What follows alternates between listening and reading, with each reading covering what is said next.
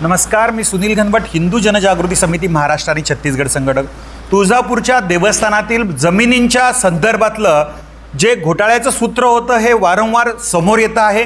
1668 hectare जमीन जी निजामाच्या कालावधीत दिलेली आहे, ती जमीन या देवस्थानाच्या नावावर आजपर्यंत का नाही आहे आणि या संदर्भातली मागणी हिंदू जनजागृती समिती मंदिर महासंघ यांनी भेटून प्रत्यक्ष केलेली आहे.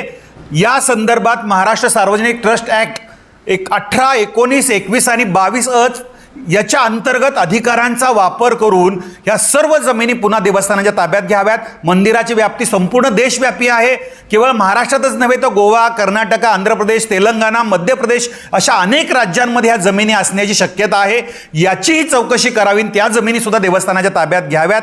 त्याचबरोबर न्यायविधी विभागाचे गिरटकर नावाचे सहसचिव होते, यांनी सुद्धा एक संबंधित अहवाल दिलेला होता. या अहवालाकडे सुद्धा दुर्लक्ष झालेलं आहे. हिंदू जनजागृती समितीने यापूर्वी या संदर्भात याचिका दाखल केलेली आहे.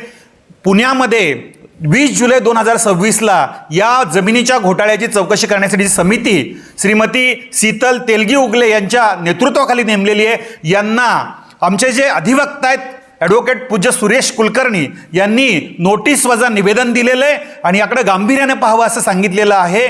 या सर्व जमिनी पुन्हा एकदा देवस्थानांच्या नावावर झाल्या पाहिजेत, अन्यथा संबंधित अधिकाऱ्यांना वैयक्तिकरित्या त्यांच्या अधिकारांचा गैरवापर केला किंवा अधिकारांचा वापर करत नाहीत या अंतर्गत त्यांना या संदर्भात याचिकेला सामोरं जावं लागेल असं या ठिकाणी आम्ही सांगतो. नमस्कार.